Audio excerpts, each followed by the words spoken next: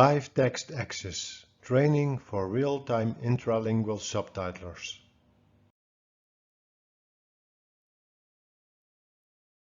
Unit 6, Velotyping, Element 4, Editing Skills.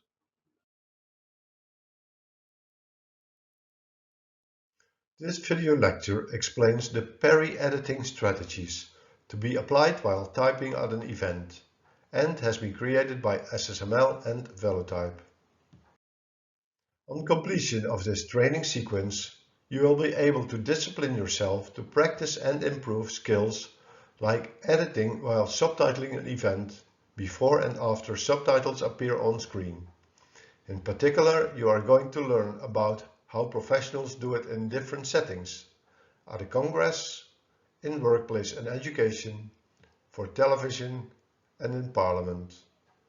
Then we will see what happens in case of self-correction and how to work with a live editor. Finally, we also provide you with some tips and tricks. This is the agenda. We will first look at editing before the subtitles are on air in the different settings. Then we will see what to do to correct subtitles once they are on air. And finally, we will provide you with some tips and tricks.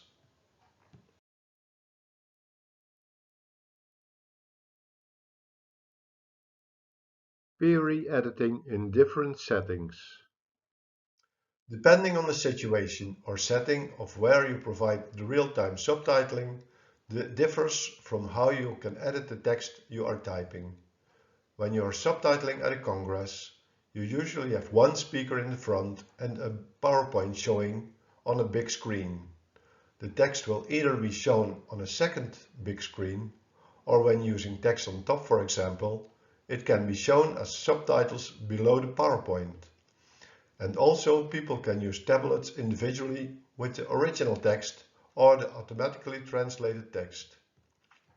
As a subtitler, I prefer to sit as closely as possible to the speakers, so in the front of the room. That way I can see most of the speakers speak, see the PowerPoint and have close contact with what's going on during the meeting. Even though PowerPoints can be sent beforehand as preparation, you usually don't have the opportunity to go through a printed version of it or show it on a second laptop. Therefore, it is easier to watch it as it is being shown by the presenter, and then you can often also see the correct spelling of the words and names. When subtitling for a bigger audience, it is more important that words and names are spelled correctly and that sentences are complete, especially when using the Google Translate option of text on top. Because if incomplete sentences are being translated automatically, the mistakes will be even bigger. When working in the workplace or education, the support of communication is most important. Most of the time, the service is being provided for one hearing impaired person, and very often the person already knows more about the subject, be it in the workplace or in education. Therefore, the exact correct spelling is not always so important. For example, a term that is spelled incorrectly is not a big deal, as long as the reader knows what is meant. Same as for the names, because he or she usually knows who is meant or can be looked up later in the materials. In contrast to a congress or subtitling on television, in these more informal settings, it is usually possible to ask the speaker to repeat something that was said. For example, if it was not understood by the subtitler and he or she thinks it is relevant in the communication. Because of the social aspect of participating for all people, in these cases it is also very relevant to try to produce text when jokes or casual comments are made. People feel left out if everyone is laughing because of a joke and they were not able to hear or follow it. The difficulty of television subtitling is that the text is related to what is shown on television. By definition, the live subtitles are always lagging behind, but the aim is to keep this lag as short as possible. especially when speakers are quick and the subjects are changing quickly. It is a challenge to try to catch the core of the message. In those cases, you should comprehend the text and write the subtitles as compact as possible, but still getting the meaning across. It is also important that subtitles don't cover visual information on the screen. So for example, when the name of a speaker appears, or when there is translated subtitling. Usually in those cases the software enables you to move the subtitle upwards or quickly delete it from the screen. When subtitling for the Parliament, you may face the same challenges colleagues in other contexts face. This is the case for specific words that you don't understand, or sentences that are too quick to fully report. However, because MPs are always in a hurry and the form of the language plays a very important role, subtitles are required to be as verbatim as possible.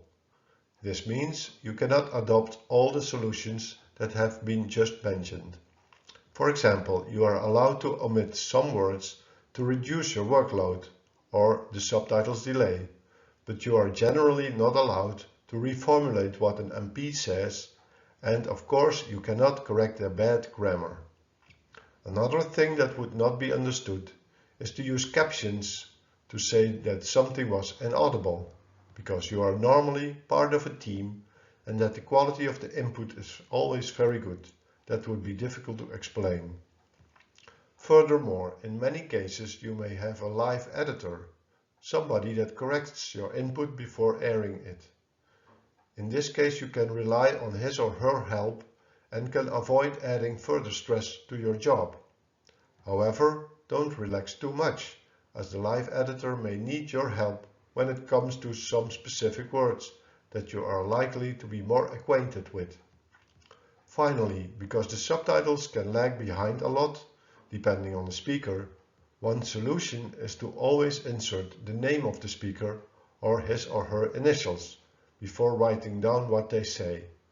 This will avoid that subtitles appear under the picture of the wrong politician.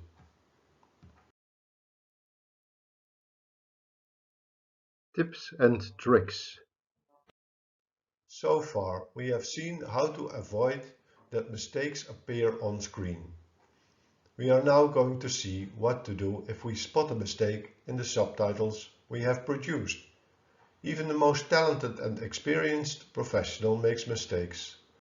Before telling you how to correct these mistakes that have already appeared on screen, let me say that there are basically two situations.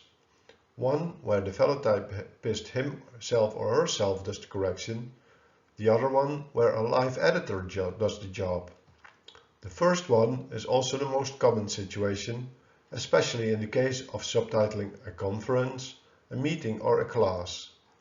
In these cases, the fellow typist has to constantly monitor his or her output and check if he or she is providing good quality subtitles. When a mistake appears on screen, he or she has to decide whether to correct it or not. If it is a minor mistake, and you, the fellow typist, thinks the audience can easily understand what it stands for, then it can be left there, as the action of correcting it takes a lot of energy. In case it is important for comprehension, then you have to correct it. You can either delete all the words in between, correct the mistake, and retype the rest of the words again, or you can select the mistake using the cursor and replace it with the correct one. The first option is the best when the mistake is close to the end of the sentence. If it is far from the end of the sentence, it may be more useful to opt for the second solution. If the mistake and the context allow for it, you can always think of an alternative solution. This is an option in the case of mistakes that do not provide false information or the opposite meaning. For example, if the speaker says that today is a good day and you write that today is Wednesday or that today is a bad day, you can only correct the mistake. But if you say that today is a sunny day, you can always add, metaphorically speaking, or because it is a good day. If you work with a live editor, then you can either ignore what is going on screen, or you can collaborate and monitor your output. If you realize you are making many mistakes, maybe you need to better concentrate on your output so as to facilitate your colleague's job. Also, you can help the live editor suggesting what the correct word should be by telling him or her. Or you can even do it yourself if you think the correct word is more your cup of tea than that of the editor. Typing names correctly will always remain a challenge. If possible, try to get the names before the meeting and write them on paper or include them in your short form list or dictionary. If you didn't get them beforehand, see if you can find them in the texts or on the PowerPoint. If you didn't catch the name the first time, you can rephrase the text in such a way that you might hear it well the next time and write it correctly then. But this could be tricky if the name is not mentioned again and still is relevant in the text. In the end, you can also just indicate you didn't hear it, for example writing inaudible. Alternatively, you can try to write the name only or try to also write the surname. However, this depends on the setting, as on television and in parliaments, this can have consequences that you don't want to know. Depending on the work situation, the speed of the speaker and the difficulty of the topic, you will need to rephrase sentences. At that moment, don't concentrate as much on the exact words and order of words, but much more on the meaning and context of what was said. It could even be smart to wait just a bit longer until a complete sentence is pronounced before starting to produce the subtitle. Try to focus on the names, the numbers or dates, and main nouns and verbs of the sentence. When difficult or complex words are being used, try to look for simpler synonyms or describe the words, especially if you are not sure about the spelling and don't want to make a mistake.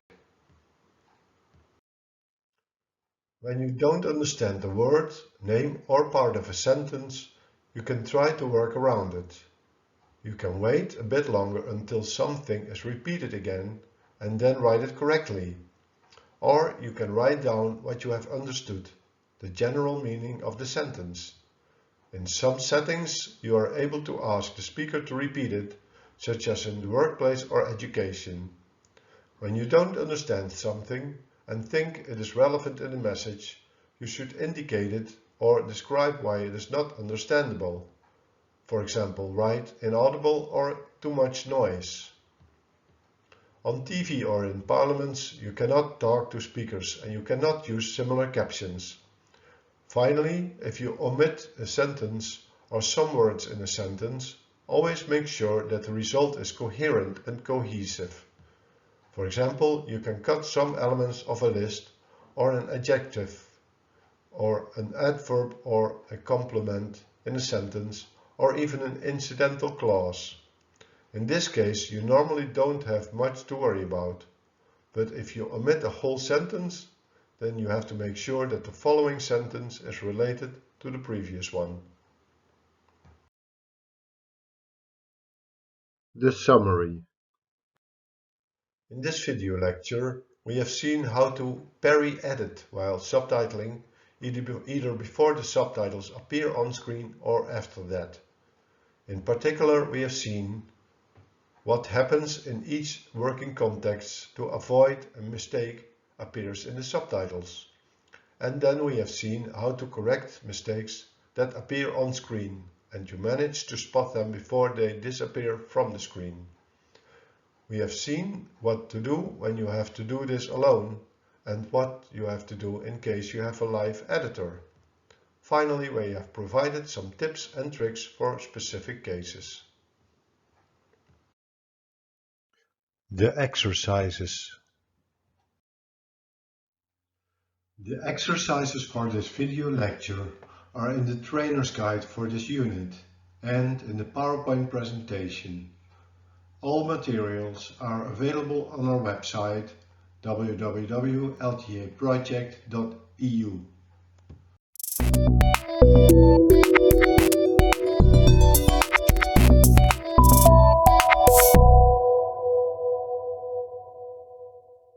LTA Live Text Access, Universitat Autónoma de Barcelona, SDI, Internationale Hochschule, Scuola Superiore per Mediatori Linguistici, ZDF Digital, European Federation of Hard of Hearing People FHO, Velotype, Subti Access, European Certification and Qualification Association ECQA.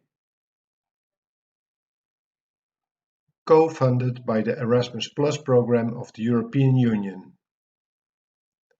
Erasmus Plus project 2018-1-DE01-KA203-004218. The information and views set on this presentation are those of the authors and do not necessarily reflect the official opinion of the European Union. Neither the European Union institutions and bodies, nor any person acting on their behalf, may be held responsible for the use which may be made of the information contained here.